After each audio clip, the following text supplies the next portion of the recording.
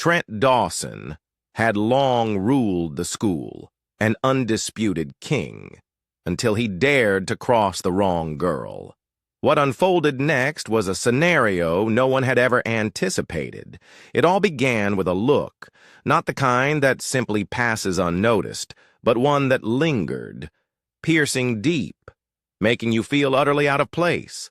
16-year-old Jasmine Whitfield had been in Summit Ridge, Idaho, for precisely 3 weeks, and already she could sense her outsider status. She wasn't surprised.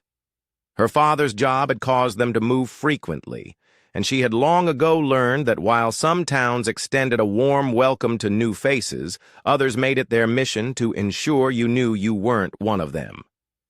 Summit Ridge High belonged firmly to the latter category. Jasmine navigated the school hallways, her backpack slung over one shoulder, deliberately avoiding the main stairs.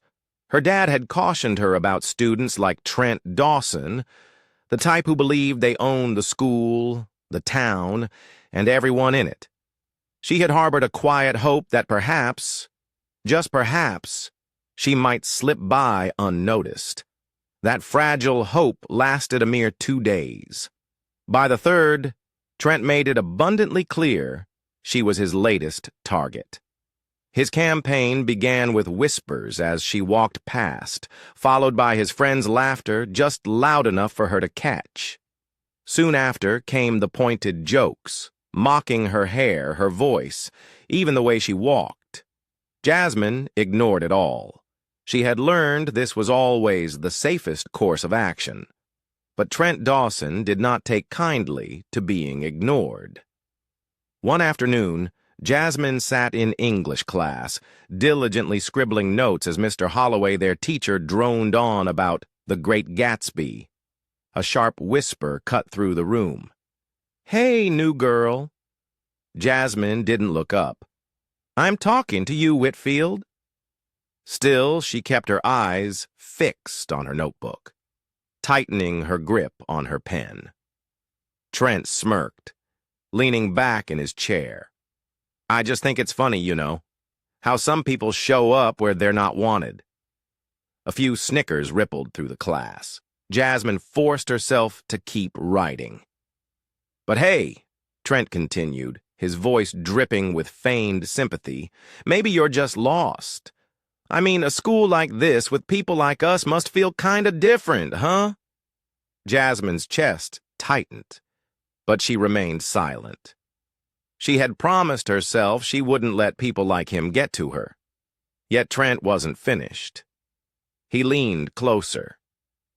"Hey, Whitfield, do you hear me, or is it hard to hear over all that?" "Trent!" Mr. Holloway's voice cut in, sharp and impatient. "Do you have something to share with the class?" Trent leaned back, hands raised in a show of mocked surrender. "No, sir. Just welcoming the new student." Mr. Holloway shot him a warning look, then turned back to the board. "At her deserts." Trent aimed one last smirk at Jasmine before settling back into his seat. She let out a quiet breath, a faint hope flickering that perhaps he'd finally grown bored. That hope vanished as a folded piece of paper landed silently on her desk. Her fingers hesitated for a moment before she carefully opened it. "Go back to where you came from." Jasmine's stomach dropped. She didn't react, unwilling to grant him the satisfaction. She folded the paper, tucking it into her backpack, keeping her face blank as the lesson continued. But things were only just beginning, because Trent Dawson had no idea who her father was, and soon he was going to find out. Before that, however, things were about to get a whole lot worse. Jasmine, familiar with such trials, had learned to endure. Jasmine had traversed enough towns, walked through enough hallways, and sat in enough classrooms to understand one undeniable truth.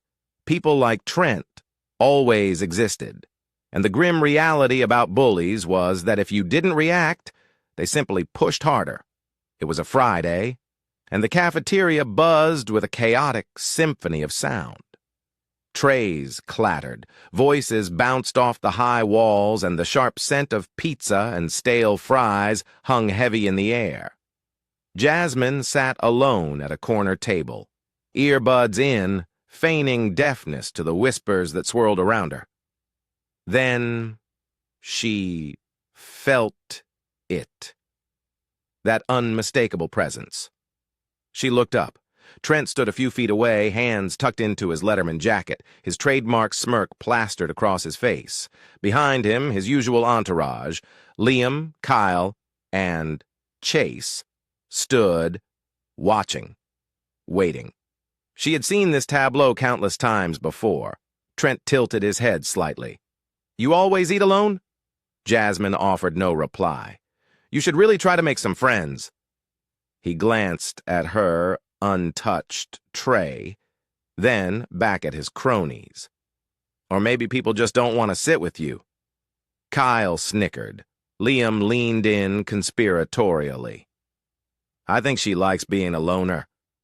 Trent took a step closer, his voice dropping just slightly.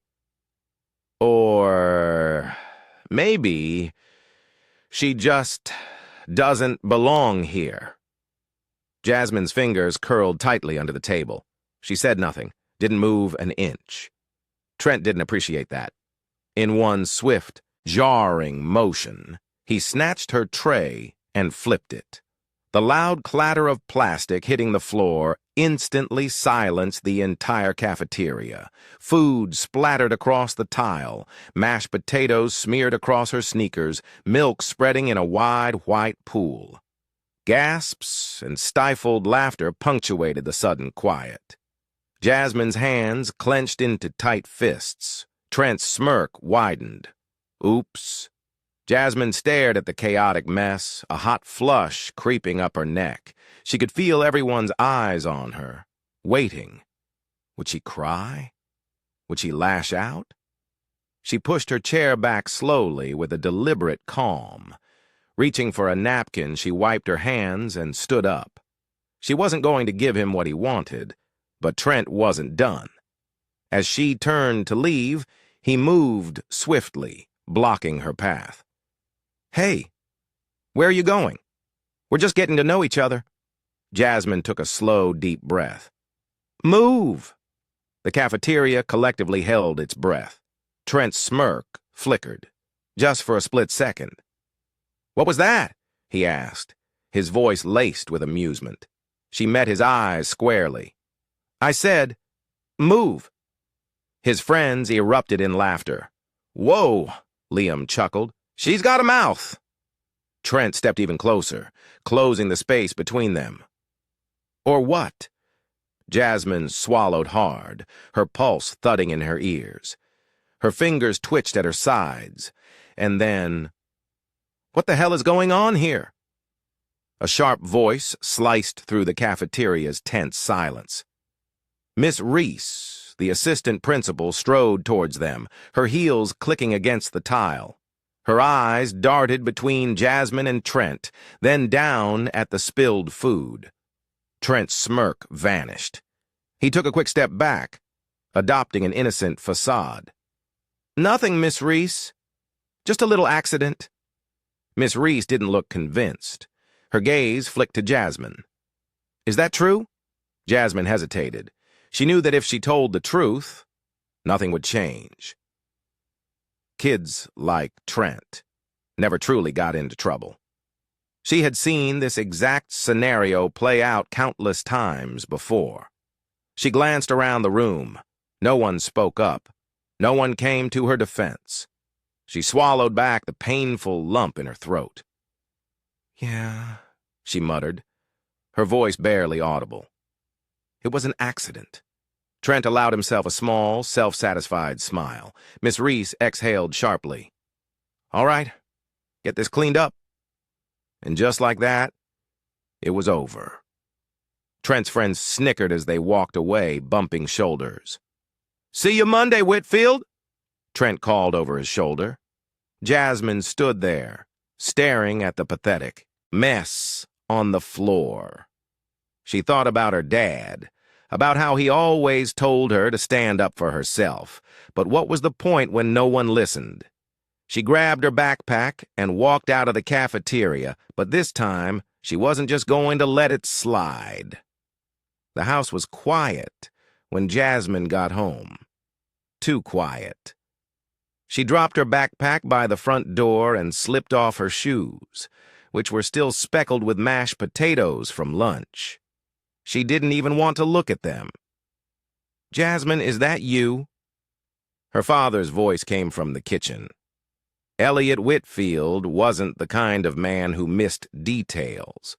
As the newly appointed police chief of Summit Ridge, he had spent years reading people, picking up on things most wouldn't notice. Jasmine hesitated before answering. "Yeah, it's me." She walked into the kitchen where he was leaning against the counter, still in his uniform, a fresh cup of coffee in hand. His short-cropped hair was graying at the temples, and his sharp brown eyes scanned her face before she could even sit down. "You okay?" he asked.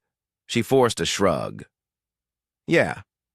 Chief Whitfield took a slow sip of his coffee, still watching her. "How was school?" Jasmine slid into a chair at and said, running her fingers along a scratch in the wood. "Fine." A pause.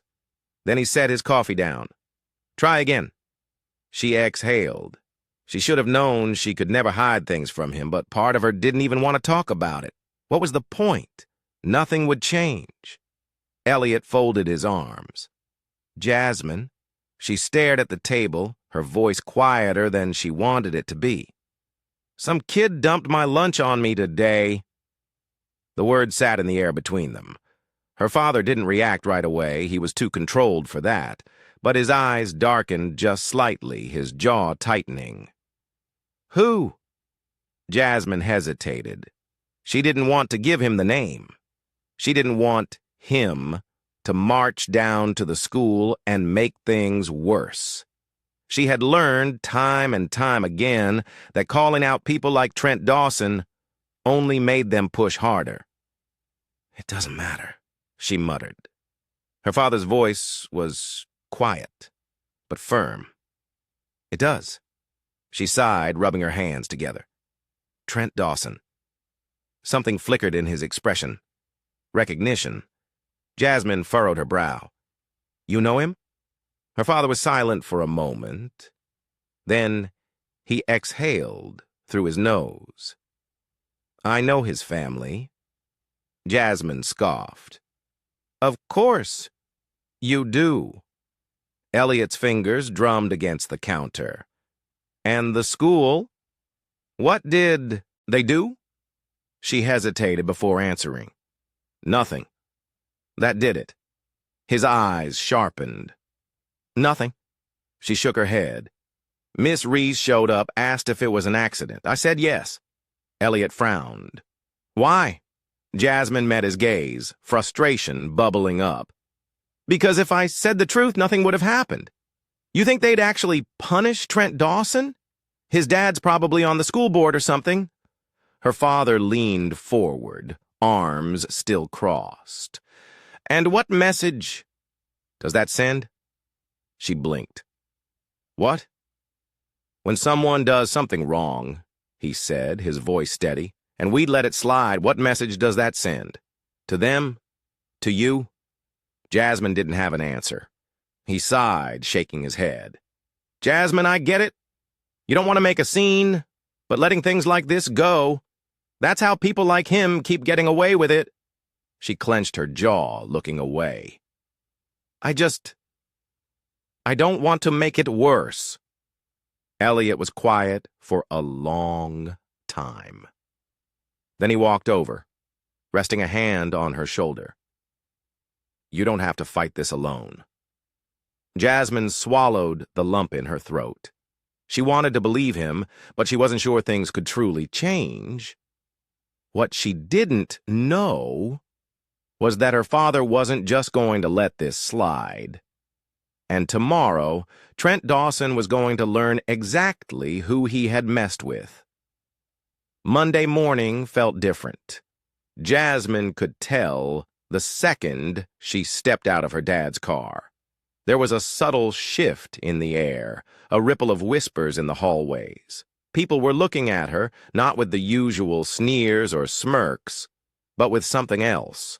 Curiosity, unease. Something had changed. She barely made it to her locker before she got her answer. "Dude, the police chief is here." Jasmine's stomach dropped. She turned toward the main office, and sure enough, there he was, Chief Silent Whitfield, standing tall in his uniform, his police badge gleaming under the fluorescent lights. His very presence commanded attention, even from the teachers. Jasmine's pulse quickened. "Oh, my God," she muttered under her breath. Before she could even process what was happening, the office door swung open. "Chief Whitfield, I really don't see why this had to be taken so far." Jasmine froze. The voice belonged to Principal Warren, a middle-aged man with a thinning hairline and a forced smile. Behind him stood Miss Reese and, to Jasmine's astonishment, Trent Dawson's parents. Jasmine's breath hitched. Darren and Lauren Dawson looked exactly how she expected. Darren, a tall, broad-shouldered man in an expensive suit, had the look of someone who wasn't used to being questioned. Lauren, dressed in a beige cashmere sweater, clutched her designer purse like it was a shield. And then there was Trent. He stood beside them, his usual smirk replaced with something new. Confusion.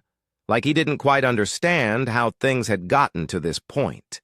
Chief Whitfield didn't even glance at him. His gaze was locked on Principal Warren. "I took it this far," Elliot said, his voice calm but firm, "because my daughter was publicly humiliated in your cafeteria, and your staff let it happen." Miss Reese cleared her throat. "With all due respect, Chief, Elliot cut her off. "No excuses. You saw what happened, and you let her take the blame for it." Darren Dawson let out a short, dismissive laugh, shaking his head. "Chief, come on. They're kids. It was just a misunderstanding." Elliot finally turned to him. "A misunderstanding?" His voice didn't rise, but somehow it felt sharper, more dangerous. "Your son targeted my daughter, bullied her, humiliated her in front of the entire school." Lauren gave an exasperated sigh. "Chief Whitfield, do you know how many times we get calls from the school over silly little things like this? Boys will be boys." Jasmine clenched her fists. Elliot didn't even blink. "That's the problem," he said. "People like you raise boys like him, and then you wonder why they grow up thinking they can get away with anything." Trent shifted uncomfortably. For the first time, he looked small. Principal Warren forced another smile. "Let's not escalate this. Maybe we can come to an agreement?" "No." Elliot's voice was steel. "There's no agreement. There's accountability." A tense silence filled the office. Jasmine swallowed. She had never seen her father like this, not as just her dad, but as Chief Whitfield. Lauren glanced at her son, then sighed dramatically. "Trent, apologize." Trent's jaw clenched. "Mom!" "Now." Trent let out a slow breath, turning to Jasmine. His usual arrogance was gone, replaced with something else. Humiliation. "Sorry," he muttered. Elliot raised an eyebrow. "Louder!" Trent's ears burned red. He gritted his teeth. "I'm sorry," he said, barely looking at her. Jasmine knew it wasn't genuine. She knew it didn't mean anything. But for once, he wasn't the one in control. Elliot turned back to Principal Warren. "This isn't over," he said. "I want a full report filed." And if this school has any history of letting things like this slide, trust me, I'll find it. Darren Dawson's face hardened. You don't want to make an enemy out of the wrong people, Chief. Elliot turned to him, eyes steady. Neither do you. And with that, he walked out. But this was only the beginning. By lunch, the whole school was talking about what had happened in the office. Whispers followed Jasmine down the hallways. Some kids avoided looking at her, others stared. A few even gave her something she hadn't expected, nods of quiet approval. Trent, on the other hand, wasn't taking it well. She saw it in the way he stormed into the cafeteria, jaw tight, hands clenched into fists. His usual confidence had been replaced with something uglier, anger, humiliation, frustration. Jasmine knew guys like him. They didn't like feeling powerless. And Trent Dawson wasn't about to let himself look weak in front of everyone. So, when she walked past him to grab a tray, he muttered, just loud enough for her to hear, "Guess Daddy had to fight your battles for you, huh?" Jasmine froze. The cafeteria noise faded into the background. She turned slowly, meeting his glare. "What did you just say?" Trent took a step closer, a mocking sneer curling at his lips. "You heard me." His voice was low, sharp. "You think this makes you special, that people actually care about you? The second your dad gets transferred or fired or whatever, you're back to being nothing." Jasmine's pulse pounded, but this time she wasn't just going to walk away. She squared her shoulders, lifted her chin. "You're mad," she said simply. Trent blinked, caught off guard. "What?" She tilted her head. "You thought you'd get away with it, huh?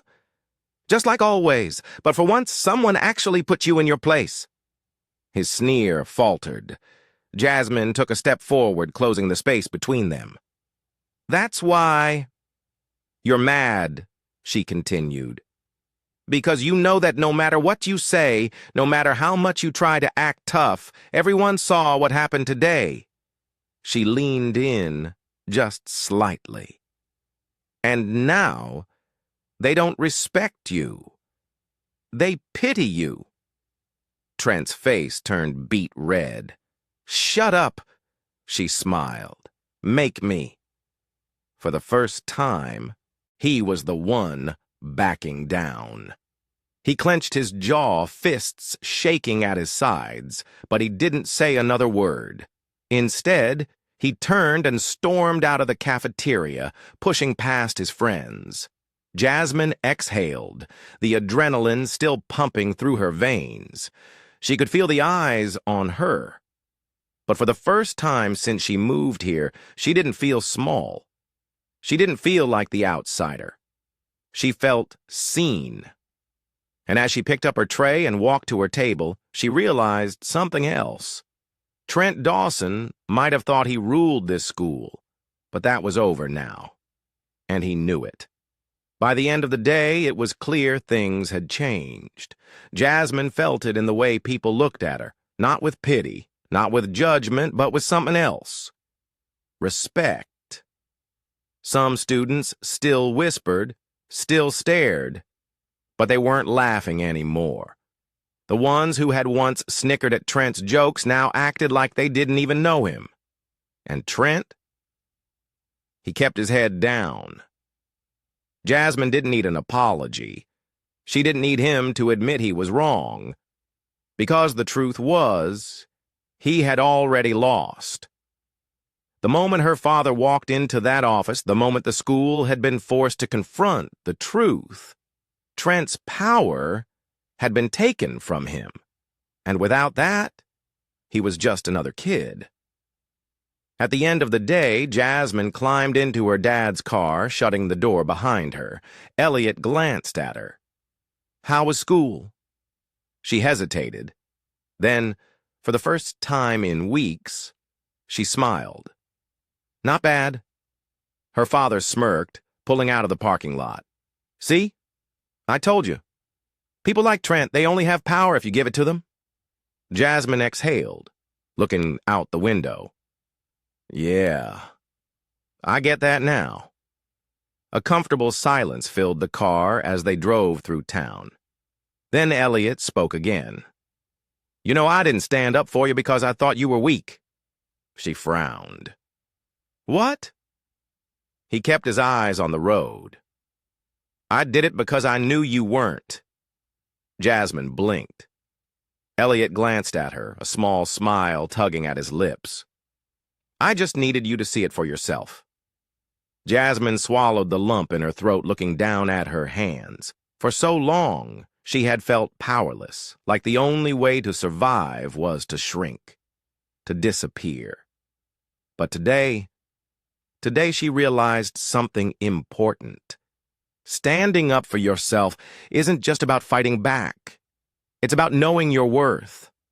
And once you know that, no one can take it away from you. How many times do people like Trent get away with things because no one speaks up? Because people assume it won't change anything? Bullies thrive in silence. They count on it. But the second you take away their control, the second you refuse to be afraid, they lose their power. So don't let anyone tell you who you are. Don't let them define your worth. Because the moment you decide to stand tall, they can't push you down. And they never will.